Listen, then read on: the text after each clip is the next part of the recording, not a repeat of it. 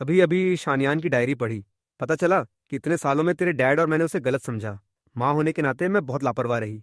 माँ और शिया की बातचीत सुनकर उसका यांकू बेचैन हो गया। कौन सी डायरी? ये कहकर गुनाह के डर से वो मेरे कमरे में भागा। माँ ने जो डायरी मेरे बिस्तर पर छोड़ी थी उसे उठाया और तेजी से पलटने लगा। उसके लिए डायरी मानो उसके गुनाहों का रिकॉर्ड थी। कुछ ही पन्ने पढ़ने के बाद उसने बुरी तरह उसे पूरा फाड़ डालने की कोशिश की। सुशानयान ने जानबूझकर ये लिखा ताकि तुम देखो। माँ ने उसका विरोध नहीं किया, लेकिन उम्मीद के खिलाफ उसकी बातों में नहीं आई। बस बेपरवाही से जवाब दिया, अनान अभी यही है, औरों को हंसने का मौका मत दो। उसके यांकू को लगा कि उसने अपना आपा खो दिया है, तो नाराजगी से अपने कमरे में भाग गया और जोर से दरवाजा बंद कर लिया। शियान ने ध्यान से माँ को सांत्वना दी। जो हुआ सो हुआ आंटी। जुआनयान की आत्मा आसमान में जरूर आपको दोष नहीं देगी। हो तो गया, लेकिन मैं उन्हें कभी माफ नहीं कर सकती। माँ ने संतुष्ट होकर सिर हिलाया। तुम ठीक कहती हो। अगर आनयान अच्छा बच्चा है तो वो इतनी छोटी सी बात पर बुरा नहीं मानेगा। अब कहते हैं कि मैं अच्छा बच्चा हूँ, लेकिन इतने सालों में न जाने कितनी बार उन्होंने मुझे बुरा बीज कहा। अब जब मैं मर चुका हूँ तब भी मुझसे शिकायत न करने को कहते हैं। लेकिन मेरे लिए ये कोई छोटी बात नहीं थी। ये वो तिनका था जिसने मुझे धीरे धीरे कुचला, और आखिर में वो ट्रिगर था जिसने मेरी जान ले ली। अगर उन्होंने इतने सालों में अपने यांकू को लाड़ प्यार से न बिगाड़ा होता तो वो मुझे इतना बर्बाद नहीं करता। मेरी मौत में इस घर का हर कोई कातिल है। माँ को शांत करने के बाद शियान ने मेरे कमरे में जाने की बात कही। मैं कुछ उलझन में उसके पीछे पीछे गया। उसने धीरे से दरवाजा बंद किया और कमरे की हर चीज को ध्यान से देखने लगी। कमरा आलीशान नहीं था, बल्कि घर की शानो शौकत के मुकाबले एकदम बेमेल लग रहा था। मेरा कमरा छोटा नहीं था, लेकिन उसमें बस एक बिस्तर, एक अलमारी, एक मेज और एक बुकशेल्फ थी। शायद इसलिए कि मैं बचपन से उसे अपने अनुभव सुना चुका था। श्यान को मेरी डायरी में ज्यादा दिलचस्पी नहीं थी। उसने मेरी अलमारी खोली, जहां मेरे कुछ ही कपड़े टंगे थे। काफी खाली खाली लग रहा था, ज्यादातर पुराने मालूम पड़ते थे। एक लाल स्वेटर खास तौर पर नजर खींच रहा था। श्यान ने बड़े ध्यान से वो स्वेटर अलमारी से बाहर निकाला। ये पिछले नए साल पर उसका दिया गया गिफ्ट था, जो उसने खुद बुना था। और उसके पास बिल्कुल वैसा ही एक था। वो हमेशा पूछती थी कि मैंने पहना क्यों नहीं, क्या मुझे पसंद नहीं। मैं बस सिर हिलाकर कहता था कि बाकी कपड़ों से मैच नहीं करता, लेकिन मुझ जैसे को, जिसे बस पहनने को कुछ मिल जाए, वही बहुत था। मैच की चिंता कौन करता। बस मैं उसे खर्च नहीं करना चाहता था। स्वेटर एक डस्टप्रूफ कवर के अंदर था। शियान ने उसे बाहर निकाला, मेरे बिस्तर पर बैठ गई। मेरा पहना हुआ स्वेटर गले लगाकर चेहरा दबा लिया और गहरी सांस ली, जैसे मेरी खुशबू का कोई निशान ढूंढना चाह रही हो। फिर वो धीमे से बुदबुदाई, शियानयान, तुम वहां ठीक तो हो ना? उसने बहुत हल्के से कहा, लेकिन मैंने साफ सुना। मुझे उलझन हुई। कुछ दिन पहले तो उसने कहा था कि वो मुझसे रिश्ता तोड़ना चाहती है और उसके यांकू के साथ रहना चाहती है। फिर आज मेरे लिए दुख क्यों जता रही है? इससे पहले कि मैं वजह समझ पाता, वो उठ खड़ी हुई और मेरे कमरे में खोजबीन करने लगी। उसने मेरी पढ़ी किताबों को ध्यान से देखा, जैसे कुछ ढूंढ रही हो। लेकिन न मिलने पर उसके चेहरे पर मायूसी आ गई। लेकिन मुझ जैसे बेचारे इंसान के पास, जो एक मामूली जिंदगी जीकर मर गया, उसे देने के लिए क्या हो सकता था?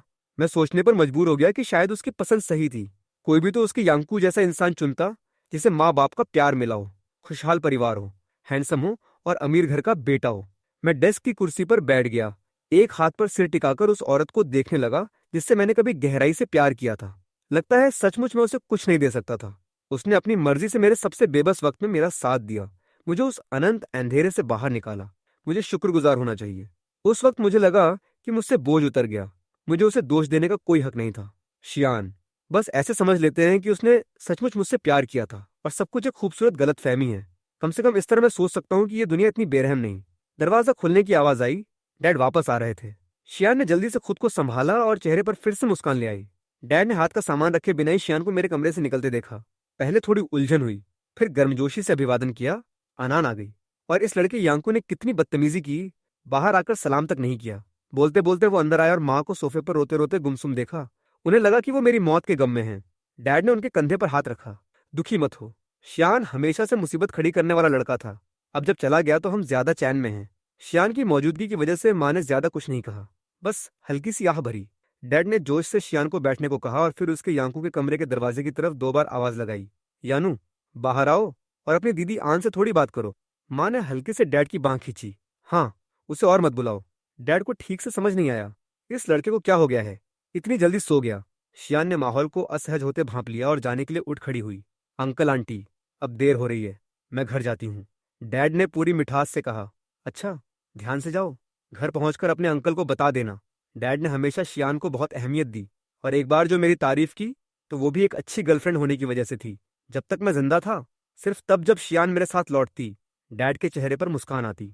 अब इससे मुझे कोई हैरानी नहीं, बस एक पल को लगा कि डैड की नजरों में जो भी सामने आए मुझे देखने से ज्यादा खुश कर देता है।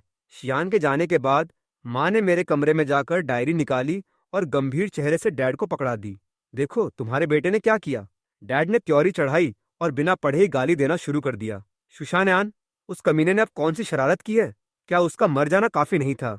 हमें अब भी उसकी मुसीबतें साफ करनी पड़ेंगी। शायद इसलिए कि माँ ने भी कभी डैड जैसी ही सोच रखी होगी। उसने आह भरी और कुछ नहीं कहा, बस एक तरफ चुपचाप इंतजार करती रही जब तक डैड पूरी डायरी पढ़ चुके। डैड एक एक पन्ना पलटते रहे। जैसे जैसे आगे बढ़े उनका चेहरा और गंभीर होता गया। आखिरी पन्ने तक पहुंचकर डैड ने नोटबुक बंद की और माँ को अविश्वास से देखा। न जाने वो इतने सालों की मेरी बेगुनाही की सजाओं पर तरस खा रहे थे या फिर यकीन नहीं कर पा रहे थे कि उनका यांकू हमेशा जो मासूम दिखता था उससे इतना अलग हो सकता है। मैं वहीं खड़ा रहा, हालांकि डैड आम तौर पर रोज मुझे गाली देते और पीटते थे, यहाँ तक कि 100 गुना ज्यादा तीखे शब्दों से। लेकिन उन्होंने कभी अपने यांकू पर ऐसा गुस्सा नहीं दिखाया था। हालांकि ये बस एक छोटा सा वाक्य था। उनकी सख्ती काफी थी रूह कौम देने के लिए। वो आंखें जो पहले से ही भेदती लगती थीं, उस वक्त तलवार की धार की तरह चमक रही थीं। मैं डरकर कुछ कदम पीछे हटा और सोफे के पीछे छुप गया, कहीं वो हाथ उठाकर मेरी आत्मा को एक ही झटके में खत्म न कर दें। उसका यांकू ने धीरे से दरवाजा खोला और शर्माता हुआ कमरे से बाहर निकला। डैड, कल मैं आपको समझाता हूँ। उसकी आवाज थोड़ी कौंप रही थी। इतने सालों में डैड ने हमेशा उसे लाड़ प्यार से पाला, कभी मारा नहीं, गाली तक नहीं दी। यहाँ तक कि जब पता चला कि उसने सूदखोरों से कर्ज लेकर जुआ खेला था, तब भी बस हल्की सी डांट लगाई। डैड को इस हालत में देखकर वो भी डर गया। पहले जब भी डैड मुझ पर गुस्सा होते, वो मजे लेता था और आग में घी डालने का कोई मौका नहीं छोड़ता था। अब जब बारी उसकी आई तो पता चला कि डर किसे कहते हैं, लेकिन हकीकत तो सामान्य थी। डैड के लिए मुझ पर गुस्सा होना तो रोज की रोटी थी। और सिर्फ उनके लिए ही नहीं, बल्कि खुद डैड भी तो सुन्न हो चुके होंगे। डैड ने मेरी डायरी जोर से मेज पर पटक दी और बहाने बनाने की बजाय उसने गुनाहगारी और पछतावे का नाटक किया। सॉरी डैड, मुझे पता है मैंने गलती की। भैया की अंतिम यात्रा में मैं उससे ठीक से माफी मांग लूंगा। लग रहा था कि डैड के चेहरे के भाव थोड़े नरम पड़े, तो वो अचानक उनके सामने घुटनों के बल बैठ गया और लाड़ जताने लगा। क्या आप मुझे माफ कर देंगे डैड? आप चाहें तो मुझे जैसी सजा देनी है दे सकते हैं, या फिर मार भी सकते हैं। उसके यांकू की बात खत्म होने से पहले ही डैड ने बाहों पर उठा ली, लेकिन उसकी यांकू ने बचने की कोई कोशिश नहीं की, क्योंकि वो अच्छी तरह जानता था कि चाहे कुछ भी हो, डैड को उसे सचमुच मारने की हिम्मत नहीं होगी। और अब जब मैं मर चुका हूं, तो और भी वजह नहीं थी कि वो मुझ जैसे मुर्दे के लिए अपने खजाने को मारे। उल्टा माँ ने रिफ्लेक्स में डैड को पकड़ लिया। यांकू ने अपनी गलती मान ली है, और वैसे भी ये सब बेकार की बातें हैं। डैड, जो असल में उसके यांकू को मारने का इरादा ही नहीं रखते थे, ये सुनते ही बच निकले। बदमाश, अगर तुझे फिर कभी ऐसा करते देखा तो सचमुच तेरी खैर नहीं। हालांकि ये डांट थी। न जाने क्यों मुझे अब भी डैड का उसके लिए प्यार सुनाई दे रहा था। उसके यांकू ने जल्दी से जमीन से उठकर डैड को गले लगा लिया और लाड़ भरे अंदाज में बोला, मुझे पता था डैड सबसे अच्छे हैं, आपको मुझे मारते हुए जरूर दर्द नहीं होगा। डैड ने उसके सिर पर हल्का सा थप्पड़ मारा। अये, तू अपनी इस मीठी बोली से, काश तेरा भाई तुझ जैसा होता, इतना जिद्दी न होता तो इतने सालों में इतनी मार नहीं खाता। अय्या, अच्छा, अब उसके बारे में और नहीं बोलते। हाँ, अगर मैं उसके यांकू जैसा मीठा होता और मम्मी डैड को खुश करना जानता, तो शायद इतने सालों की पिटाई उसके हिस्से आती। लेकिन मैंने हमेशा सोचा कि भाइयों के बीच इतनी चालबाजियां नहीं होनी चाहिए, और हमेशा लगता था कि मैंने कोई गलती नहीं की, ज्यादा सफाई देने की जरूरत नहीं। अब देखता हूं तो सिर्फ रोने वाला बच्चा ही कैंडी पाता है, और मैं बेगुनाह मरकर भी उसके यांकू के 2 मीठे बोलों जितना नहीं ठहरता। कुछ दिनों बाद गुनाह की वजह से माँ ने मेरा कमोबेश ठीक ठाक अंतिम संस्कार किया। कुछ दोस्त रिश्तेदारों के अलावा माँ के हॉस्पिटल के डॉक्टर भी शामिल हुए। हालांकि अंदर अंदर वो मेरी मौत पर शक करते थे, लेकिन माँ के रौब के सामने सब मुस्कान बिखेर रहे थे, शालीनता से सलाम कर रहे थे। वो नर्स भी थी जिसने उस वक्त मेरी मदद की थी। हाथ में एक गुलदस्ता लिए वो मेरी कब्र के पास आई और धीमी आवाज में बोली, माफ करना। अगर उस वक्त मैं थोड़ी और हिम्मत दिखाती तो शायद तुम न मरते। वहां मौजूद सब लोगों में अकेली उसने थी जिसने मेरी मदद की, लेकिन सिर्फ उसने ही मुझसे माफी मांगी। जबकि माँ पछतावे का कोई निशान दिखाए बिना दूसरों को ऐसे समझा रही थी जैसे इससे अपना गुनाह धो सके। बच्चा सानय बचपन से बात नहीं मानता था, और इस बार पुरानी चुभन के चलते अपने भाई को नुकसान पहुंचाना चाहता था, लेकिन आखिर में खुद ही अंजाम भुगत गया। सब जानते थे कि माँ मेरे भाई को तरजीह देती और उन्हें मेरी सालों की बेगुनाही की सजाओं का पता था, लेकिन कोई भी ज्यादा नहीं बोलना चाहता था। बस माँ को सांत्वना देने का नाटक कर रहे थे, जिससे मुझे शक हुआ कि पिछले कुछ दिनों में क्या उसे सचमुच मेरे लिए, चाहे जरा सा ही सही, कोई गम हुआ था। इस शोरगुल के बीच अचानक पुलिस का सायरन बजा।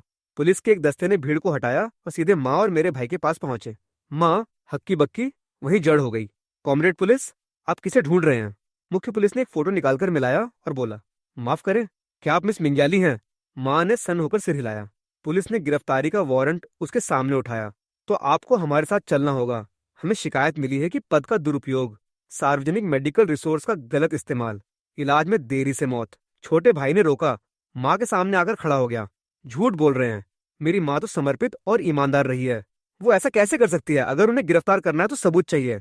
वो मुड़कर चिल्लाया, कौन? किसने मेरी माँ की शिकायत की?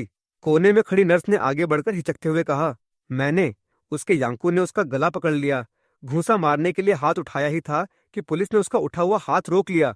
सबसे ज्यादा हैरान मैं हुआ जब शियान, जो हमेशा माँ के साथ खड़ी रहती थी, आगे बढ़ी। और मैंने भी। माँ ने आंखें फाड़ फाड़ कर उसे देखा। आनान, तुम क्या कह रही हो? शियान ने नर्स के बगल में जाकर खड़े होते हुए माँ को गुस्से से देखा। सुशानयान को जिन जिन ने नुकसान पहुंचाया, आज वो सब अपनी सजा पाएंगे। उसके यांकू ने पुलिस से छूटकर शियान पर झपट्टा मारा। हमारे घर ने तुम्हारे साथ भी तो अच्छा किया। तुम हमें नुकसान क्यों पहुंचा रही हो? और ऊपर से तुम हॉस्पिटल में काम नहीं करती। किस हक से कहती हो कि मेरी माँ ने गुनाह किया? ये तो मानहानि है। सहायक पुलिस ने झट से उसे जमीन पर काबू कर लिया। मुख्य पुलिस ने सख्त आवाज में चेतावनी दी, महाशय प्लीज शांत रहें। हम कानून के मुताबिक काम कर रहे हैं। अगर ऐसे ही करते रहे तो आपको भी ले जाना पड़ेगा। अगर सबूत चाहिए तो दिखा सकते हैं। ये कहकर पुलिस ने फोन निकाला और सबूत दिखाए कि माँ ने सालों अपने पद का इस्तेमाल करके मेडिकल रिसोर्स पर कब्जा जमाया। तुरंत ईकी के कमरे में कंसल्टेशन के लिए आओ। फिर पुलिस ने हॉस्पिटल का अंदरूनी सर्विलांस रिकॉर्ड दिखाया, जिसमें साफ देखा जा सकता था कि उस दिन मैं ऑपरेशन रूम में अकेला पड़ा था, जबकि सारे डॉक्टर कहीं और बुला लिए गए थे। सबूत अकाट्य थे। माँ ढह गई, जमीन पर गिर पड़ी, लेकिन उसके यांकू ने फटाफट उसे संभाल लिया। तभी एक पुलिस ने मुख्य के कान में कुछ फुसफुसाया। उसने दूसरी फोटो निकालकर ध्यान से उसके यांकू से मिलाया और गंभीर आवाज में बोला, मिस्टर शुयांकू, आप एक जानबूझकर हत्या के मामले में शामिल हैं। आपको भी साथ चलना होगा। पुलिस के शब्दों से हड़कंप मच गया। वहां मौजूद हर कोई उलझन में पड़ गया। मैं भी। माँ के गुनाहों के बारे में तो सब कुछ जानते थे, लेकिन अचानक उसके यांकू पर हत्या का इल्जाम। सब चकरा गए। सिर्फ उसके यांकू बेचैन होने लगा। अचानक उसने उत्तेजित होकर चिल्लाया, झूठ बोल रहे हैं। मैंने ऐसा कुछ नहीं किया। मुझे गिरफ्तार करना चाहते हो? अच्छा, मुझे नहीं लगता कि तुम सबूत पेश कर पाओगे। इसके उलट बगल में शियान ने हल्की सी संतुष्ट मुस्कान दिखाई। किसने कहा कि मैंने शिकायत की? सिर्फ तुम्हारी माँ की। क्या तुम्हें अच्छी तरह नहीं पता कि तुमने क्या किया? हमेशा मासूम और पवित्र चेहरा बनाकर मत सोचो कि बच जाओगे। अगर किया है तो जरूर सबूत छोड़े होंगे। उसके यांकू पुलिस के काबू में गुस्से से सोच रहा था, शियानान, तुम्हारी हिम्मत कैसे हुई मुझे धोखा देने की? तुम्हारे पास सबूत नहीं है। बिना सबूत के तुम और ये बकवास करते पुलिस वाले अंजाम भुगतोगे। श्यान ने उसके यांकू के सामने झुककर लगभग नीचे से उसे देखा। पहली बात, मैं तुम्हारे भाई सुशानान की गर्लफ्रेंड हूँ, तुम्हारी नहीं। मैंने कभी उसे धोखा नहीं दिया। और दूसरी बात, क्या तुम्हें लगता है कि हर बार मैं तुम्हारे घर सचमुच तुम्हें देखने आती थी? तुम जैसे कमीने तुम्हारे भाई के 1000वें हिस्से के भी लायक नहीं। क्या तुम्हें सच में लगता था कि मैं तुम्हें पसंद करती हूँ? श्यान के शब्दों पर सिर्फ उसके यांकू ही नहीं, बल्कि मैं भी बहुत चौंक गया। मैंने बेबसी से सिर हिलाया। कितनी मौकापरस्त औरत है। पहले जब देखा कि पूरा घर उसके यांकू को तरजीह देता है तो मुझे धोखा दे दिया। अब जब देखा कि माँ कानून के शिकंजे में आने वाली है तो अच्छा बन रही है। उसने तो पूरी तरह हाथ धो लिए हैं। अगर मैं ये सब न देख रहा होता तो उसकी झूठी बातों पर लगभग यकीन कर लेता। नहीं पता उसे कैसे खबर लगी कि माँ की शिकायत हुई है, लेकिन खैर आखिर में उसने मेरी एक बार मदद की। अगर उसकी शिकायत न होती तो शायद पुलिस इतनी जल्दी जांच नहीं करती। इससे पहले कि उसके यांकू कुछ रिएक्ट करता, पुलिस ने फिर से शांति से फोन उठाया। ये रिहायशी कॉलोनी के गैराज का सर्विलांस वीडियो है। फुटेज में दिखता है कि एक्सीडेंट से एक दिन पहले उसके यांकू चुपके से एक कार के पास पहुंचा और ब्रेक पैड खराब किए, बड़बड़ाते हुए, अमर जा। और वो कार ठीक वही थी जो मृतक सुशानयान की निजी गाड़ी थी। उसके यांकू का चेहरा फौरन पीला पड़ गया। उसे उम्मीद नहीं थी कि उस दिन माँ जिद करके बैठ गई कि मैं उसे ले जाऊं। मजबूरन वो मेरे साथ कार में बैठ गया। तब मुझे समझ आया कि कार में बैठते वक्त वो इतनी नर्वस क्यों था। बार बार मुझे याद दिलाता रहा कि धीरे चलाऊं। वो फिक्र नहीं थी, डर थी। मेरी बड़ी दीदी रोते रोते घुटनों के बल बैठ गई। यू, तुमने ऐसा क्यों किया? क्यों? शायद मुझे पता है क्यों। कुछ महीने पहले उसके यांकू ने जुए के लिए फिर से सूदखोरों से कर्ज लिया। आखिर में चुका नहीं पाया और बेबस होकर मुझसे मदद मांगने आया, लेकिन मेरे पास अतिरिक्त पैसे नहीं थे। मैंने उसे पुलिस में सरेंडर करने की सलाह दी। वो घुटनों के बल बैठकर रोया और गिड़गिड़ाया कि मैं ऐसा न करूं। भैया, अगर रिपोर्ट करोगे तो मेरी जिंदगी बर्बाद हो जाएगी। मेरे हाथ काट लिए जाएंगे। प्लीज भैया, मेरी मदद करो। लेकिन मैं उसे और गलत राह पर नहीं जाने देना चाहता था, और भी नहीं चाहता था कि मम्मी डैड की इतने सालों की मेहनत बर्बाद हो। मैंने सख्ती से मना कर दिया। मुझे अटल देखकर उसने एक शैतानी आइडिया सोचा। दर्द भरी आवाज में मुझे धोखा दिया, ठीक है भैया, मैं सरेंडर करने को तैयार हूँ, लेकिन क्या मुझे मानसिक तैयारी के लिए 2 दिन दे सकते हो? मैंने उसे इतना बेचारा देखा कि एक बार फिर पिघल गया और मान गया। लेकिन किसे पता था कि वो मुझे हमेशा के लिए चुप कराने के लिए मुझे मार डालना चाहेगा। इसके बाद पुलिस ने मेरी ट्रैवल रिकॉर्डर का एक और वीडियो निकालकर माँ के सामने रख दिया। देखो, ये वो बेटा है जिसे तुमने मेडिकल रिसोर्स जुटाकर इलाज में देरी करके मार डाला। वीडियो में एक्सीडेंट के उस पल सच्चाई न जानते हुए मैंने सहज वृत्ति से अपने छोटे भाई को बचाया, अपने शरीर से ढेंक लिया। जोरदार टक्कर, मेरी कराह और आखिर में मेरी धीमी पड़ती सांसें वीडियो के जरिए शांत अंतिम संस्कार में साफ साफ गूंजने लगीं। वीडियो खत्म होते ही पुलिस ने होशियारी से उसके यांकू के हाथ पीठ के पीछे करके हथकड़ी लगा दी। सच्चाई जानकर मम्मी डैड और मेरी बड़ी दीदी ने उसके यांकू को अविश्वास से देखा। सब एकदम सन्नाटे में डूब गए। जैसे ही उन्हें होश आया, माँ ने झपट कर उसके यांकू के कपड़े जोर से पकड़ लिए। उसकी आवाज तीखी और बिगड़ चुकी थी। शुयांकू, तुम एक कातिल हो। कितने बुरे हो तुम, अपने सगे बड़े भाई के खिलाफ भी। इतने सालों में उसने हमेशा तुम्हारे आगे हार मानी, कितनी बेगुनाही की सजाएं झेली। ये बच्चा कभी संतुष्ट क्यों नहीं होता?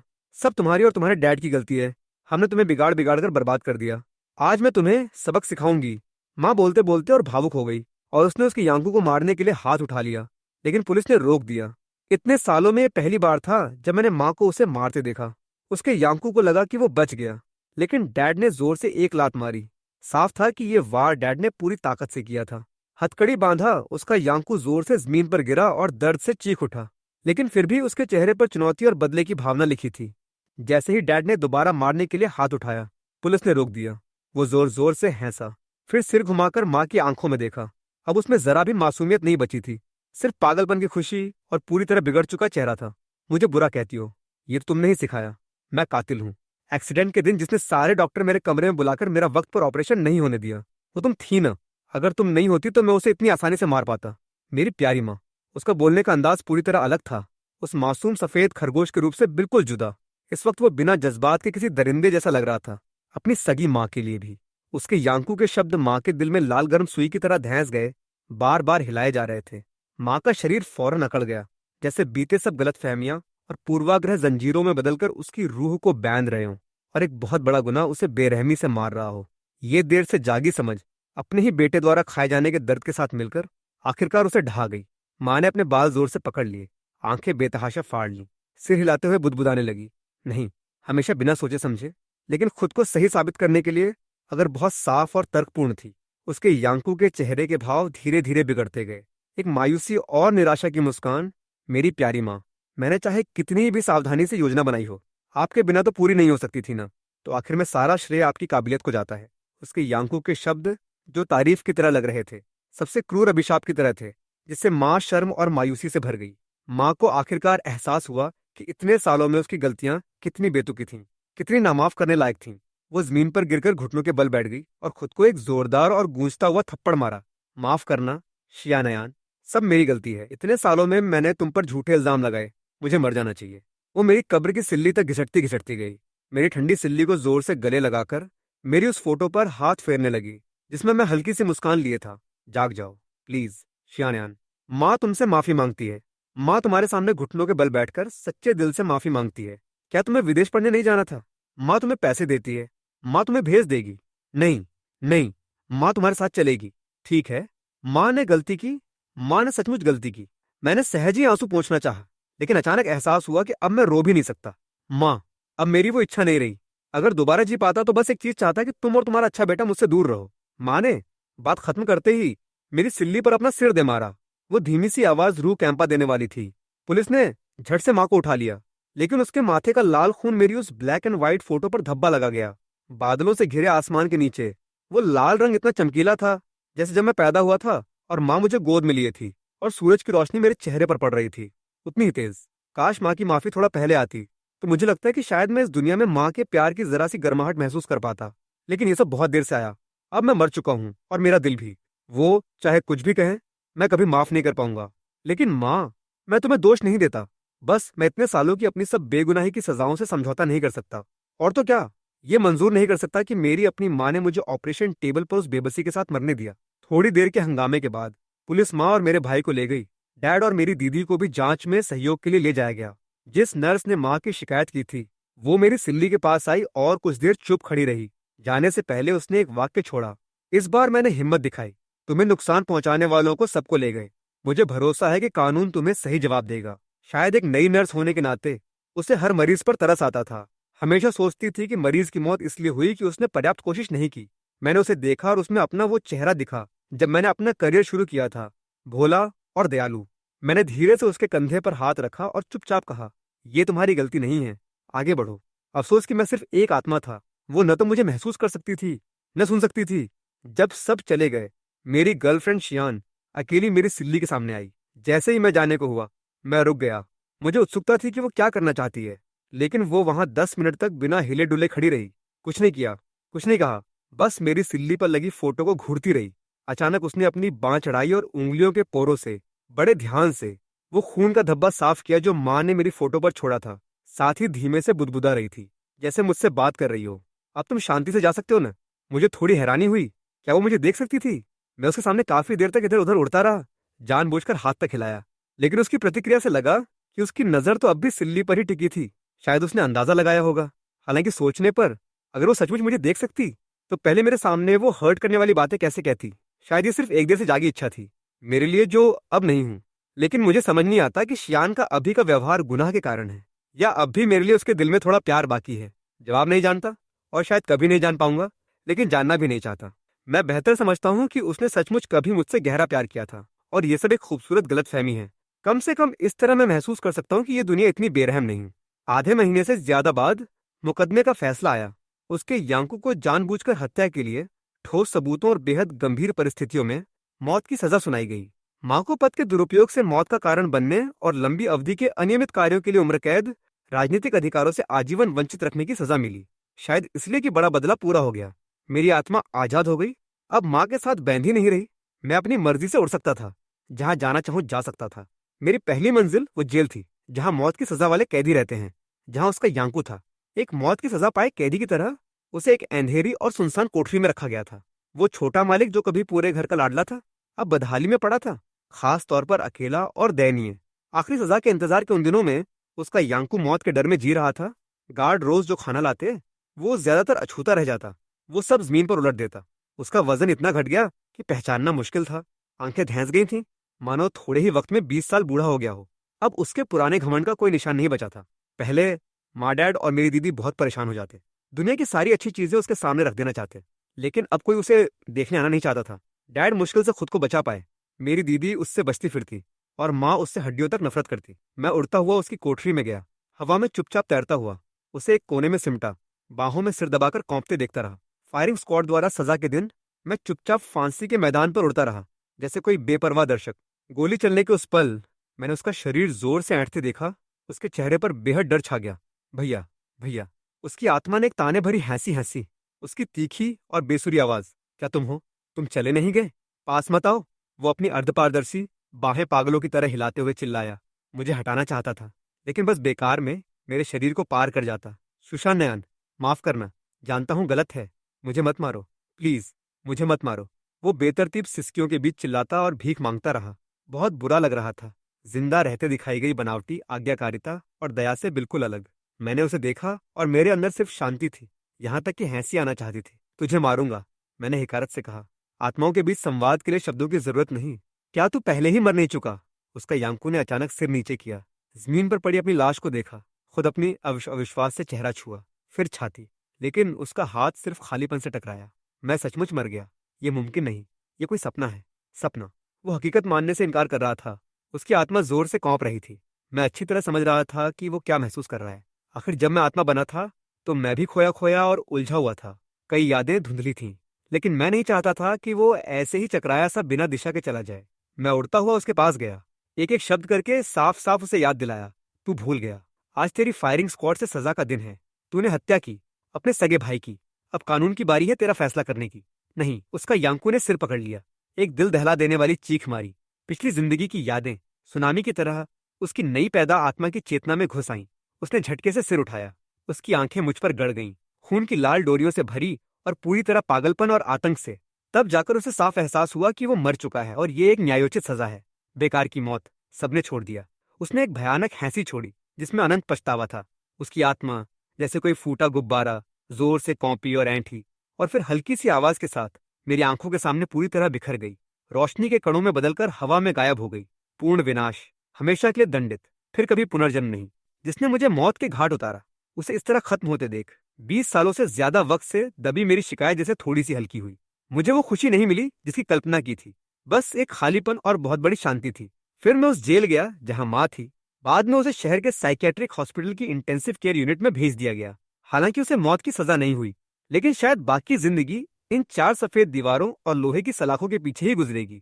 माँ हर रोज अपने कमरे में वो सबसे क्रूर मानसिक यातना झेलती जो एक माँ झेल सकती है। उसकी मानसिक हालत आती जाती रहती।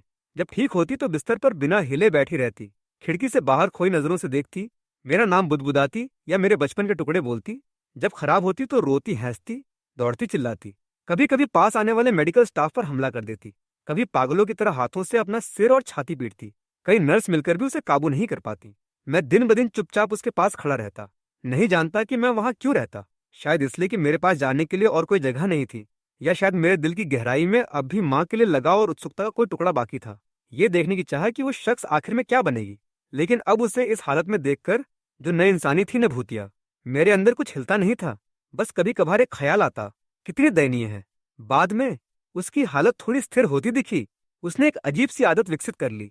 जब भी किसी को देखती तो उसकी बांह पकड़ लेती और गर्व और कल्पना मिले लहजे में कहती, मेरे बेटे का नाम शूशान नयान है, वो बहुत कमाल का है, दुनिया की सबसे अच्छी यूनिवर्सिटी में दाखिल हुआ था, अब वो विदेश में पढ़ रहा है ना, जब पढ़ाई खत्म करके वापस आएगा तो उसे मिलवाऊंगी। वो लंबा और हैंडसम है, बचपन से बहुत समझदार था, बहुत फर्माबरदार। कभी कभी उसे थोड़े पल की होशियारी भी आती।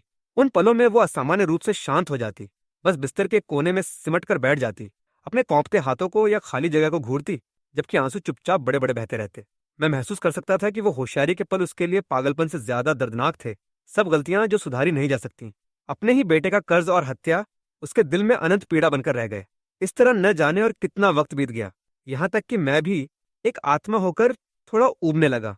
अचानक मेरा बाहर निकलने, घूमने, इंसानों की दुनिया देखने का बहुत मन हुआ, जिसे मैंने इतनी जल्दी छोड़ दिया था। अच्छे से जी नहीं पाया था। लेकिन जब बाहर उड़ा, गुलजार सड़कें, भीड़, ये घर पूरी तरह अपनी घरेलू शक्ल खो चुका था, ठंडा और बदहाल हो गया था।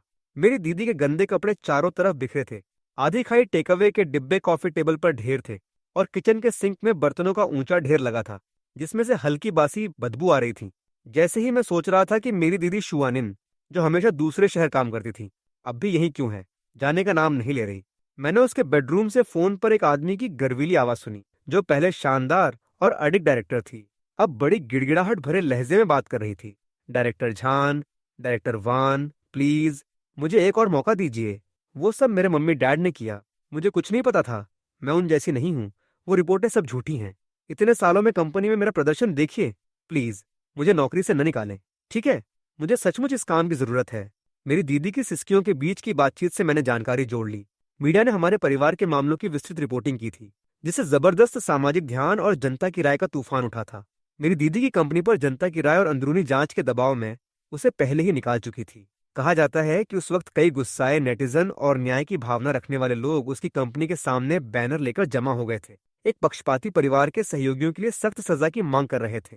एक उच्च अधिकारी होने के नाते उसकी छवि कंपनी के साथ गहराई से जुड़ी थी, इसलिए कंपनी खुद को बचाने के लिए बस उसे बलि का बकरा बना सकती थी। और उसके यांकू का नाम इस क्षेत्र में पूरी तरह खत्म हो चुका था। उसने जितने भी रिज्यूमे भेजे, सब बेकार गए। कोई भी कंपनी ऐसे व्यक्ति को रखने की हिम्मत नहीं करती जो पीआर संकट खड़ा कर सकता था। कोई और रास्ता न होने पर मेरी दीदी लगातार फोन लगाती रही, अपने पुराने बॉस और सहकर्मियों से गिड़गिड़ाती रही, लेकिन सिर्फ ठंडे इनकार मिले या सीधे फोन काट दिया गया। अंदर ही अंदर वो भी जानती थी कि इसका कोई मतलब नहीं, लेकिन इसके अलावा उसके पास और कोई रास्ता नहीं दिखता था। फोन रखने के बाद मेरी दीदी अस्त व्यस्त बिस्तर पर ढह गई, खाली नजरों से छत को घूरने लगी। उसके चेहरे पर हार के कगार की सुंदरता थी। शायद अब वो ये भी नहीं जानती कि अपनी नाराजगी किस पर निकाले। मेरी दीदी से ज्यादा दयनीय थे मेरे डैड, जो पहले बिजनेस की दुनिया में एक शेयर बाजार में सूचीबद्ध कंपनी के अडिग प्रेसिडेंट थे, अब पूरी तरह बर्बाद हो चुके थे। इस शानदार विला में कैद थे जो धीरे धीरे जेल में बदलता जा रहा था। जब से हमारे परिवार के मामले पूरी तरह सामने आए, डैड की कंपनी के शेयरों की कीमत लगातार गिरनी शुरू हुई, बिना रुके। दूसरे डायरेक्टरों और शेयरधारकों ने सारा दोष और नुकसान का गुस्सा उन पर डाला, उनकी अच्छी पारिवारिक शिक्षा न होने और कंपनी को नुकसान पहुंचाने के लिए आलोचना की। इस सबका सामना करने में असमर्थ डैड ने भागना चुना। अब कंपनी नहीं जाते थे, पूरा दिन अपने कमरे में बंद रहते, अकेले शराब की बोतलों के सहारे। जमीन पर खाली बोतलें बिखरी पड़ी थीं, पैर रखने की जगह तक नहीं थी। शराब की तेज गंध और सड़े खाने की खट्टी बदबू हवा में मिल गई थी। लेकिन दूसरी कंपनियों के प्रतिनिधि जो मुआवजा मांग रहे थे, या पत्रकार जो आखिरी खबर की कीमत निचोड़ना चाहते थे, वो उन्हें इतनी आसानी से कैसे छोड़ सकते थे? हर दिन विला के दरवाजे पर जमा हो जाते, पागलों की तरह डोरबेल बजाते, दरवाजा पीट पीट कर चिल्लाते और जोर जोर से गालियां देते। डैड तंग आकर चिढ़ गए। उन्होंने जो कुछ तोड़ सकते थे तोड़ डाला, अपना मोबाइल फोन भी। लेकिन इससे हालात और बिगड़ गए। एक तरफा संपर्क काटने से और लोगों को गुस्सा आ गया। कुछ नेटिजन जो मेरे लिए न्याय करना चाहते थे, उन्होंने प्रदर्शन भी किया और उनके घर के दरवाजे पर चटकीला लाल रंग फेंक दिया। साथ ही बड़े बड़े अक्षरों में जहरीले नारे लिख दिए, जैसे कातिल बाप या पक्षपाती बुरी मौत मरे। डैड, जो हमेशा इतने रौबदार थे, ऐसा सड़क छाप बर्ताव कैसे बर्दाश्त करते? कई बार गुस्से में उन्होंने खून से लाल आंखों से मुख्य दरवाजा खोला और पागलों की तरह भीड़ को जाने के लिए चिल्लाए। यहां तक कि काबू खोकर उन्हें जान से मारने की धमकी दे डाली। लेकिन इससे बस एक पल की चुप्पी मिलती, जिसके बाद और भी बड़ा हमला, गालियां और रिकॉर्डिंग का सिलसिला शुरू हो जाता। कोई और रास्ता न होने पर डैड ने सब खत्म करने का सोचा, लेकिन उनके घर का प्रवेश द्वार पूरी तरह बंद था। उन्हें चुपके से छत पर चढ़ने का भी मौका नहीं मिलता। इस तरह दिन ब दिन वो शराब के नशे और बाहर से लगातार हो रहे उत्पीड़न में डूबे रहते। सबसे गहरे अंधेरे में मौत को जिंदगी से बेहतर समझते। अपनी आखिरी नशे की हालत के बाद चकराई हुई हालत में उन्होंने सिर उठाया और उनकी धुंधली नजर अचानक और सीधे मुझसे टकरा गई, जो कमरे में आधी ऊंचाई पर तैर रहा था। डैड ने झटका खाया। हाथ की बोतल जमीन पर धम्म से गिर पड़ी। उन्होंने जोर से आंखें मली, मेरी तरफ घूरकर देखा और सूखी भारी आवाज में अविश्वास से कांपते हुए बोले, श्यानयान, श्यानयान, क्या तुम हो? मैं घबरा गया कि वो इतने नशे में हैं कि उन्हें भ्रम हो रहा है। मैं वहीं जम गया। हिलने की हिम्मत नहीं हुई। लेकिन डैड बिस्तर के किनारे से लड़खड़ाते हुए उठे और मेरी तरफ चले। उनके हाथ में अब भी अनजाने में एक आधी खाली बोतल थी। डगमगाते कदमों से वो मुझसे 1 मीटर से भी कम दूरी पर रुके। अपनी धुंधली आंखें सिकोड़कर मुझे उलझन से देखा। काफी देर तक घूरते रहे, जब तक अचानक एक मुस्कान नहीं बिखेरी और ऐसी हंसी छोड़ी जो रोने से भी बदतर थी। और भी तीखी हंसी। हा हा हा, सचमुच तुम ही हो मेरे अच्छे बेटे। तुम वापस आ गए, मुझसे जान लेने आए हो। लग रहा था कि उन्हें थोड़ा होश आ गया। वो अस्त व्यस्त बिस्तर के किनारे पीठ के बल गिर गए। सिर उठाकर शराब का एक और घूंट भरा, फिर सिर झुकाकर अपने हाथों को देखते हुए खुद से बुदबुदाने लगे, श्यानयान, डैड तुमसे माफी मांगता है। डैड मानता है। उन्होंने मेरी तरफ वो हाथ बढ़ाए जो कितनी ही बार मुझ पर उठे और गिरे थे, मेरे खून और आंसुओं से सने हुए। बेवकूफ बच्चा, जरा देख। उनके लहजे में एक अजीब सा प्यार था। फिक्र मत करो, डैड अब तुम्हें और नहीं डांटेगा। जो मरना चाहिए था वो मैं हूं। मैं नालायक बाप हूं। मुझे एहसास हुआ शायद वो सचमुच मुझे देख सकते थे। मैंने उनकी आंखों के सामने हाथ हिलाकर देखा। डैड की नजर मेरे हाथ की हरकत पर गई और फिर उन्होंने मुझे हद दर्जे की कड़वी मुस्कान दी। हिलाना बंद कर, डैड सचमुच तुम्हें देख सकता है। डैड का ये ध्यान और प्यार 20 साल से ज्यादा देर से आया। मुझे गर्माहट नहीं, बल्कि तेज असहजता और बेचैनी हुई। डैड, मैंने मुंह खोला, चुपचाप उस अनजान और भारी संबोधन को पुकारा। डैड, उस काल्पनिक पुकार पर उनके शराब से लाल चेहरे पर लगभग संतुष्ट सी नरमी आ गई। अय, डैड ने तुम्हें सुन लिया। श्यानयान, तुम अब भी मुझे अपना डैड मानने को तैयार हो। बस इतना काफी है और कुछ नहीं चाहिए। मुझे काफी देर तक चुप देख। डैड अपने आप बुदबुदाते रहे, जैसे बहुत दिनों से रोके हुए थे। आखिर किसी को पा लिया जिस पर दिल हल्का कर सके।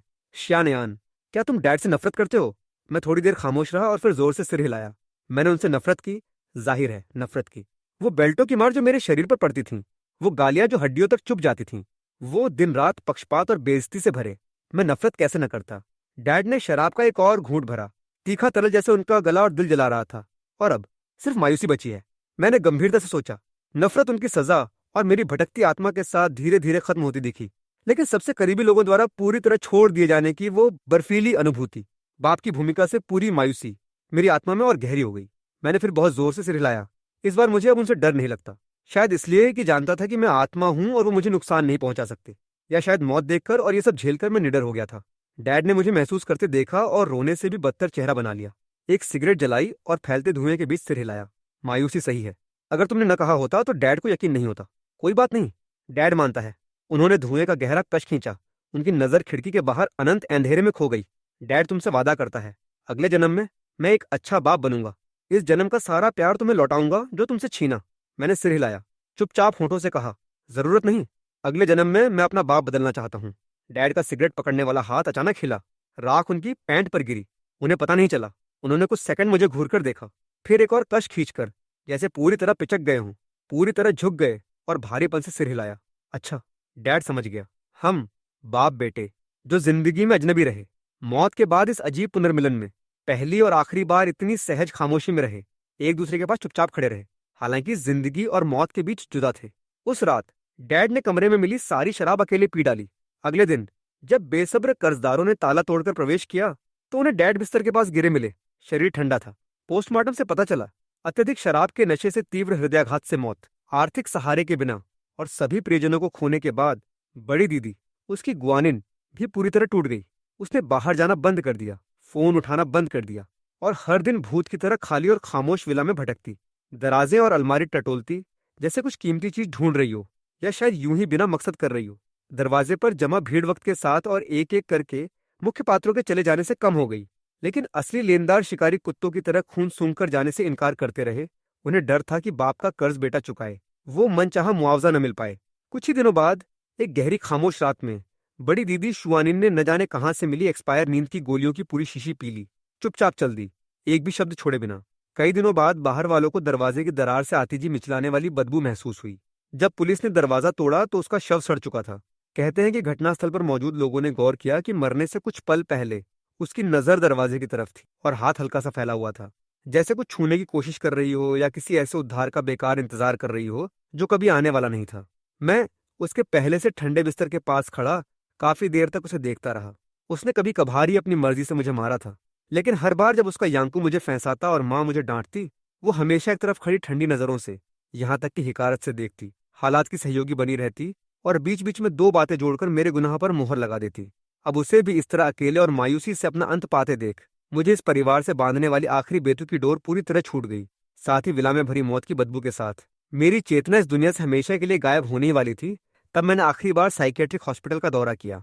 माँ अब भी अपने कड़ी सुरक्षा वाले कमरे में बिना हिले बैठी थी, नीली सफेद धारियों वाली वर्दी पहने, दरवाजे की तरफ पीठ करके लोहे की सलाखों से बैंटे आसमान के छोटे से आयताकार टुकड़े को घूर रही थी। जब मैं चुपचाप जाने को हुआ तो अचानक जैसे उसे कुछ आहट मिली, उसने धीरे धीरे सिर घुमाया। उसकी नजर ठंडी हवा को पार करके हैरतंगे सटीकता से सीधे मुझ पर जा टिकी। उसकी आंखें, पहले खाली और खोई हुई, धीरे धीरे चमकने लगीं, जैसे मरी हुई राख के बीच से कोई कमजोर लेकिन जिद्दी चिंगारी फूट पड़ी हो। कांपते हुए उसने अपने हड्डीदार और झुर्रीदार हाथ मेरी तरफ बढ़ाया और उसके चेहरे पर एक पवित्र और बच्चों सी लेकिन दिल तोड़ देने वाली मुस्कान खिल गई। श्यानयान, तुम वापस आ गए? माँ से मिलने आए हो? उसने अपनी वर्दी की जेबें टटोली और कुछ देर बाद दो थोड़े पिघले और बिगड़े हुए फ्रूट कैंडी निकाले। ध्यान से उन्हें अपनी हथेली पर रख बढ़ाए तरफ बढ़ाया। माँ को याद है तुम्हें कैंडी बहुत पसंद है। माँ ने तुम्हारे लिए संभाल कर रखी है, किसी को नहीं दूंगी, सिर्फ हमारे शानयान को। जब मैं छोटा था सचमुच मुझे कैंडी बहुत पसंद थी, लेकिन माँ हमेशा सिर्फ मेरे भाई को देती थी, मुझे कभी नहीं। लाडला उसका यांकू जब भी माँ की नजर नहीं होती मेरे सामने कैंडी मुंह में डालकर जोर जोर से चापता और दिखावा करता। इसलिए बड़े होने पर मैंने कभी अपनी मर्जी से कैंडी नहीं खाई और यहाँ तक कि उस मीठे स्वाद से नफरत हो गई। मैंने एक कदम पीछे हटाया और सिर हिला दिया। माँ के चेहरे की मुस्कान एक पल को जम गई और फिर बेचैन और उलझन में बदल गई। उसने हाथ रगड़े और कैंडी फिर से जेब में ध्यान से रख ली, जैसे कोई बच्ची जिसने कुछ गलत कर दिया हो। हाँ, तुम तो अब इतने बड़े हो गए और माँ भी तुम्हें छोटा बच्चा समझती है। उसने काफी देर तक मुझे घूरा। उसकी आंखों में सतर्क उम्मीद का मिश्रण था और पछतावा व उदासी इतनी गहरी खत्म होने का नाम नहीं लेती। माँ, आखिर मैंने एक खामोश अक्षर बोला। अय, माँ ने लगभग तुरंत जवाब दिया, आवाज ऊंची करके, एक अतिशयोक्तिपूर्ण खुशी से भरी हुई। उसकी नजर बिल्कुल वैसी ही थी जैसी बचपन में मेरी होती थी, जब अनगिनत निराशाओं के बाद भी मैं उसके बारे में सपने देखने की आखिरी कमजोर उम्मीद रखता था। बस इस बार भूमिकाएं उल्टी थीं और मुझे ही उसे वो उम्मीद चखाकर अपने हाथों बुझानी थी। मैंने सीधे उसकी आंखों में देखा जो एक पल में चमक उठी थीं, और एक शब्द करके, ऐसे ढंग से जो वो समझ सके, धीरे और साफ कहा, माँ, अब मैं तुम्हें दोष नहीं देता। माँ की आंखें तुरंत एक अपार रोशनी से जगमगा उठीं, जैसे किसी मरते हुए इंसान को आखिरी सहारा मिल गया हो। लेकिन मेरी अगली पंक्ति तुरंत गिरी, उस रोशनी को पूरी तरह कुचल दिया। लेकिन मुझे लगता है कि मैं तुम्हें कभी माफ नहीं कर पाऊंगा। माँ के चेहरे की खुशी और हैरानी का भाव तुरंत जम गया और फिर हजारों टुकड़ों में टूट गया। क्या करे समझ नहीं पाने पर उसने अपनी वर्दी का एक कोना जोर से पकड़ लिया, इतना कसकर कि उसकी उंगलियों के जोड़ सफेद पड़ गए। उसने गहराई से सिर झुका लिया और उसके कंधे बेकाबू होकर कांपने लगे। काफी देर बाद लगभग अनसुनी आवाज में सिसकियों के बीच बोली, ठीक है, कोई बात नहीं। माँ, तुम्हारी ये देन है, मुझे माफ मत करो, यही सही है। मुझे डर है कि मेरी आत्मा की ये आखिरी चिंगारी भी काबू से बाहर हो जाए। ये कहने के बाद मैंने जबरदस्ती खुद को पलटा लिया। बिना पीछे देखे मैंने दीवार पार किया और उस जेल से बाहर निकल गया जो उसके शरीर और आत्मा को जकड़े थी, और इस दुनिया से अपना आखिरी नाता भी छोड़ दिया। जाने के बाद मैं तुरंत पुनर्जन्म की जगह नहीं गया, बल्कि बचपन की तरह बार बार एक शांत कोना ढूंढा जहां सिमट कर बैठ जाऊं। बस इस बार मेरे पास रोने के लिए आंसू नहीं बचे थे। सारी शिकायत और नफरत जैसे उस आखिरी विदाई के साथ उड़ गए। बस अनंत थकान और खाली दिमाग रह गया। उस रात मैं शहर के ऊपर तैर रहा था, हजारों घरों की रोशनियां निहार रहा था। अचानक साइकियाट्रिक हॉस्पिटल से एक एम्बुलेंस की तेज सायरन ने रात के आसमान को चीर दिया। मेरा दिल बेवजह दहल गया। मैं तैरता हुआ पास गया और देखा कि माँ के कमरे के बाहर मेडिकल स्टाफ तेजी से आ जा रहा है। तनावपूर्ण माहौल में मैंने एक जवान नर्स को कौंपती आवाज में फोन पर कहते सुना, ये पेशेंट एमजेली है, आज रात इसकी हालत अचानक बिगड़ गई है। गंभीर रूप से खुद को नुकसान पहुंचाने लगी है। फिर उसने फोन रख दिया। हालांकि मेरी दादी बहुत बूढ़ी हो चुकी थी, उन्हें परिवार के भयानक बदलावों की खबर मिल गई थी। शायद एक माँ होने के नाते वो अपनी बेटी की हरकतों से नफरत करती थी, लेकिन आखिर वो भी तो उनका अपना मांस और खून था। 10 महीने कोख में रखने के बाद पैदा हुई थी। उस वक्त शायद उन्हें दर्द हुआ हो, शायद गुस्सा आया हो, शायद उलझन हुई हो, या शायद उनके पास अब आंसू नहीं बचे थे और कहने को कुछ नहीं था। मैं तैरता हुआ कमरे में दाखिल हुआ। माँ को पहले ही सफेद चादर से ढक दिया गया था। उसकी आत्मा तुरंत प्रकट नहीं हुई जैसे उसके यांकू और मेरी हुई थी। शायद इसलिए कि उसका दिमाग पहले ही ढह चुका था और उसकी आत्मा चकनाचूर हो गई थी, या शायद उसने खुद ही अपने वजूद को पूरी तरह छोड़ दिया था। ये उसके लिए, मेरे लिए और इस पूरी बेतुकी और दर्दनाक चीज के लिए एक मुक्ति थी। अपने आखिरी पलों में मैं अपनी ही कब्र की सिल्ली पर तैरता हुआ गया। पूरी तरह जाने से पहले खुद को और दर्द भरी यादों से भरी इस दुनिया को अलविदा कहना चाहता था, लेकिन वहां एक जानी पहचानी शख्सियत पाने की उम्मीद नहीं थी। शियान, एक लंबी काली ड्रेस पहने, बिना छतरी के, बूदा बांधी उसके बालों और कंधों को भिगो रही थी। वो चुपचाप मेरी कब्र के सामने खड़ी रही, जैसे सिल्ली पर कोई मूर्ति हो। मैंने होंठ सिकोड़े और एक जटिल भावना दिल से गुजरी। वो क्या करने आई थी? मैं तो मर चुका था। उसने अब तक अपना नाटक खत्म नहीं किया था। मैं उसके पास जा बैठा और सिल्ली पर लगी फोटो देखी, जिसे बारिश ने खास तौर पर साफ कर दिया था। वो मेरी यूनिवर्सिटी के दिनों की थी, जिसमें एक साफ मुस्कान थी और नजरों में भविष्य के लिए उम्मीद बाकी थी। अब वो सिर्फ मुझे ताने जैसी लगती है। अचानक श्यान ने सिर उठाया। उसकी खोई नजर खालीपन पर टिक गई, लेकिन उसकी आंखें जल्दी ही आंसुओं से भर आईं। उसने रोने से भी बदतर मुस्कान बिखेरी और हवा से धीमे से कहा, शियानयान, क्या तुम हो? तुमने देखा, मैंने तुम्हारी मदद की, मैंने बदला लिया। मैं जोर से कांप उठा। उसकी नजर मानो बादलों को चीरती हुई मेरी आत्मा से जा मिली। तुम्हारी मौत के बाद मैंने तुम्हारे भाई के पास जाने का नाटक किया और तुम्हारे घर अक्सर आती जाती थी। वो रूंधी आवाज में, लेकिन राहत के पक्के इरादे से बोलती रही। मैंने उसके यांकू का तुम्हारी कार से छेड़छाड़ का सर्विलांस वीडियो हासिल कर लिया, पुलिस को दे दिया। उस वक्त पहले जो सारी बातें मैंने नजरअंदाज कर दी थीं, उन्हें जोड़ते ही मानो बिजली गिर गई हो। मुझे तुरंत सब समझ आ गया। मेरी मौत के बाद वो तुरंत उस अस्त व्यस्त एक्सीडेंट वाली जगह गई थी। हालांकि वो शांत और नाजुक लगती थी, असल में उसे मैकेनिक और कारों की मॉडिफिकेशन का बहुत शौक था। एक ही नजर में उसने देख लिया कि मेरी चकनाचूर कार के ब्रेक सिस्टम में फ्रैक्चर नॉर्मल नहीं था। ऐसा नहीं लगता था कि टक्कर से हुआ है, बल्कि जानबूझकर नुकसान पहुंचाया गया जो दबाव में पूरी तरह फेल हो गया। तो उसने मुझे धोखा नहीं दिया था। वो बातें अपनी आंखों के करीब आने की, वो मतलबी सतहीपन के दिखावे, सब ध्यान से रचा गया नाटक था, ताकि उसके यांको और पूरे घर की सतर्कता कम कर सके, मेरे घर आराम से आ जा सके और वो अहम सबूत ढूंढ सके जो उसके यांको को सजा दिला सके। यहाँ तक कि जब उसने मेरे कमरे की तलाशी ली, तो भी ये नहीं था कि वो मुझसे कोई कीमती चीज मिलने की उम्मीद रखती थी। मैंने एक बार फिर उसे सबसे बुरी नीयत से जांचा था और उसे बदनाम किया था। एक बहुत बड़ी गुनाहगारी मुझ पर तुरंत हावी हो गई। मैं खुद को रोक नहीं पाया। एक कदम आगे बढ़ाकर उसे छूने के लिए हाथ बढ़ाया। उसके ठंडे और गीले गाल, मेरी आत्मा कौंपती है, उसके दुबले शरीर को गले लगाने की कोशिश करती है। सॉरी आनान। मैं अपनी आत्मा की पूरी ताकत से खामोशी में चिल्लाता हूँ, तीव्र इच्छा से कि वो मुझे सुन सके। शियान ने अचानक आंखें बंद की, कौंपी और गहरी सांस ली, फिर आंखें खोली और उसके चेहरे पर आंसुओं से भीगी मुस्कान आ गई। उसकी नजर सचमुच मेरे चेहरे पर टिकती दिखी। बेवकूफ, वो फुसफुसाई, रोने से रूंधी आवाज में, लेकिन एक अजीब सी नरमी से, दरअसल मैं हमेशा से तुम्हें देख सकती थी। मेरा मानना था कि सिर्फ वो लोग जिन्होंने मुझे नुकसान पहुंचाया, उनकी सजा के बाद गहरी आसक्ति और कर्म के कारण मेरी आत्मा को देख सकते थे। इस पल तक मैं अचानक समझ गया, वो कोई थी जो मुझसे बहुत गहराई से प्यार करती थी। अत्यधिक चाहत और गहरे स्नेह से वो जीवन और मृत्यु की बाधाओं को पार करके संक्षिप्त रूप से मेरी आत्मा को गले लगा सकी। और आनंद ने शुरू से आखिर तक अपने तरीके से, चुपचाप और जोश से मुझसे प्यार किया है। मुझे एक घबराहट हुई, मेरी आत्मा हिल गई। तो फिर तुम हर वक्त नाटक क्यों कर रही थी कि मुझे नहीं देख सकती? श्यान ने हाथ बढ़ाया। उसकी उंगलियां थोड़ी कांप रही थीं, जैसे कितनी बार पहले उसने लगभग मेरी नाक की नोक छुई। हालांकि वो मुझे छू नहीं सकती। मुझे वहां हल्की सी गुदगुदी महसूस हुई। क्योंकि मुझे तुम्हारे लिए बदला लेना है, वो नाक से बोली, बेपरवाह लगने की कोशिश करते हुए। अगर मैं सारा दिन हवा से बातें करती, अकेली बुदबुदाती, तो कौन मुझ पर यकीन करता? तुम्हारा यांकू और तुम्हारे मम्मी डैड तो और भी सोचते कि मैं पागल हूं या मेरा कोई दूसरा मकसद है। बोलते बोलते आंसू बड़ी बड़ी बूंदों में ढुलक गए, बारिश में मिल गए, उसके पीले चेहरे पर बह निकले। हवा इस पल जम गई। यादों का एक विशाल और गर्म प्रवाह उस जाने पहचाने नाक छूने के इशारे के साथ समय की बाधा तोड़कर मेरी आत्मा की गहराई में जोर से टकराया। याद मुझे 2 साल पहले की उस गर्मी में ले गई। उस दोपहर जब हमने अभी अभी अपने रिश्ते की पुष्टि की थी, तब पहली बार मैंने हिम्मत जुटाकर उसे अपने खून से सने अतीत के बारे में बताया था। अपने उस दुर्भाग्यशाली परिवार के बारे में जो दम घोटने वाला था। मेरी पक्षपाती माँ, मेरे हिंसक डैड, मेरा छोटा भाई, हमेशा चाहता। सुनने के बाद वो काफी देर चुप रही, जब तक डूबते सूरज ने हमारी परछाइयां लंबी नहीं कर दी। जब तक मुझे लगा कि उसने आखिरकार मेरी बोझिल हकीकत देख ली और शालीनता से दूर जाने का सोच रही है। जैसे ही मेरा दिल डूबा और मैं ये कहने को हुआ कि सब भूल जाओ, उसने अचानक हाथ बढ़ाया, अपनी उंगलियों से धीरे से मेरी नाक की नोक छुई। क्या सोच रहे हो, बेवकूफ? उसने मुझे चमकती आंखों से देखा, जिनमें शाम की गर्म रोशनी और मेरा अक्स झलक रहा था। अब मैं हूं ना, अब तुम अकेले नहीं रहोगे। मैं, शियान, हमेशा बिना शर्त तुम्हारे साथ रहूंगी। उस वक्त मुझे लगा कि ये सिर्फ एक जोशीले प्रेमी की मीठी बातें हैं, एक अनाड़ी का भोला वादा। कभी नहीं सोचा था कि वो पूरे 3 साल, मेरी मौत के बाद तक, सबसे खतरनाक तरीके से ये साबित करेगी कि वो अपनी बात पक्की करती है। बाद में ये हमारे बीच एक अनकहा इशारा बन गया। जब भी मैं उदास होता, परिवार के साय में घिरा होता, वो हमेशा ऐसी मेरी नाक छूती जैसे सारी परेशानियां दूर कर सकती हो। वो हाथ बढ़ाती है जैसे कुछ पकड़ने का इशारा कर रही हो।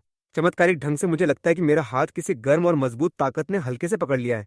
वो तापमान, पहले उसकी हथेली की हल्की ठंडक से अलग, वो गर्माहट है जो आत्मा से आती है। वो असली एहसास मुझे यादों की धारा से खींच लेता है। और वो सिसकती है, उसकी आवाज और धीमी हो जाती है, एक अनंत डर और उदासी के साथ। मुझे डर है कि अगर मैंने कह दिया, अगर तुम्हें देखूं और तुमसे बात करूं, तो तुम सोचोगे कि तुम्हारी इच्छा पूरी हो गई और फिर मुझे छोड़ दोगे। मैं ये बर्दाश्त नहीं कर सकती। मेरा दिल जैसे किसी अनदेखे हाथ ने जोर से जकड़ लिया हो। इतना दर्द होता है कि मैं मुश्किल से अपनी आत्मा का आकार बनाए रख पाता हूँ। मैं दूसरा हाथ बढ़ाकर धीरे से उसके भीगे बालों को सहलाता हूँ, हालांकि शायद वो महसूस न करे। मैं पूरी गंभीरता से करता हूँ। ऐसा कैसे हो सकता है? मैं रुकता हूँ और खुद को मारना चाहता हूँ। ये तो दुनिया की सबसे नीच बात है। एक मुर्दा कैसे जा सकता है? लेकिन अगर आनान मुझे सुनती दिखती है, अपना आंसुओं से भरा चेहरा उठाती है, उसकी बड़ी बड़ी आंखें आंसुओं में नहाकर और भी साफ हो जाती हैं और साथ ही गहरी आसक्ति और उदासी से भर जाती हैं, तो फिर वो सिसकती है। अगले पूर्वाभास को देखती है जो शुरू हो रहा है, मेरी खामोशी को देखती है जो सहमति जैसी है, सिर झुकाकर सिसकती है, फिर अचानक उठाकर जोर से अपना चेहरा पहुंचती है, किसी भी रोने से ज्यादा दिल तोड़ने वाली मुस्कान बिखेरती है। तो फिर अगले जन्म में तुम्हारा अच्छे परिवार में जन्म हो। उसने पूरी ताकत से रुककर कौमपति आवाज में, लेकिन अविश्वसनीय रूप से साफ, अपनी आखिरी इच्छा कही। बस तुम्हें वापस आकर मुझे ढूंढना होगा। ठीक है, मैं तुम्हारा इंतजार करूंगी। खत्म होने से पहले ही आखिरकार वो खुद को रोक नहीं पाई, जैसे उसने अपनी सारी झूठी मजबूती खत्म कर दी हो। एक कदम आगे बढ़ी, बाहें खोलकर एक कसा हुआ गले लगाने का इशारा किया। हालांकि जो गले लगाया वो सिर्फ ठंडी हवा और बर्फीली सिल्ली थी, लेकिन मुझे लगा कि मैं एक अविश्वसनीय रूप से गर्म आलिंगन में गिर गया हूं। मैं अब खुद को रोक नहीं पाया। अपनी आखिरी नजर की ताकत से उसे वापस गले लगा लिया। उसके कान के पास मैंने इस दुनिया में अपनी विदाई का इकलौता पूरा वाक्य छोड़ दिया। सॉरी, अनान, इस जन्म में मैं तुमसे शादी नहीं कर सकता। अगर अगला जन्म हुआ तो मैं तुम्हें पहले ढूंढ लूंगा और बड़ी धूमधाम से शादी करके घर ले आऊंगा। श्यान को जैसे कुछ महसूस हुआ, उसने हाथ छोड़ा, एक कदम पीछे हटी, मूसलाधार बारिश में बाईं बांह चढ़ाई। उसकी पीली कलाई पर एक हल्का सा लाल होता टैटू साफ दिख रहा था। वो एक सिंपल स्केच था उस फोटो का जो हमने साथ ली थी, जो हमें सबसे ज्यादा पसंद आई थी। एक लाल बैकग्राउंड वाली पासपोर्ट फोटो, दो सिर एक दूसरे से हल्के से सटे हुए। वो रो रही थी, लेकिन मुस्कुरा भी रही थी और बांह चढ़ाकर मुझे दिखाने लगी। ठीक है शुआनियान, देखो, मैंने तुमसे एक बार शादी कर ली। अगले जन्म में तुम्हारा इंतजार करूंगी कि तुम आकर मुझसे शादी करो। अपनी सारी चिंताएं सुलझाकर, सारे अंत देखकर, बिना किसी शर्त के आखिरी सच्चा प्यार महसूस करके मुझे लगा कि मेरा शरीर हल्का और हल्का होता जा रहा है, जैसे मैं इस बूंदाबांदी का हिस्सा बन रहा हूं। मैं बिना रोक टोक के बिखरने और ऊपर उठने लगा। पुनर्जन्म का मार्ग मेरे सिर के ऊपर चुपचाप खुल गया। एक नरम और गर्म रोशनी बिखेर रहा था। शियान बोल नहीं पा रही थी, बस मेरी तरफ बुरी तरह हाथ हिला रही थी। अपनी पूरी ताकत से चिल्लाई, शुशानान, अगले जन्म में तुम्हें खुश रहना होगा। उसकी आवाज हवा और बारिश में बिखर गई, दूर और दूर होती गई। हालांकि हालांकि हम फिर कभी न मिले। कोई बात नहीं, बस तुम खुश रहो।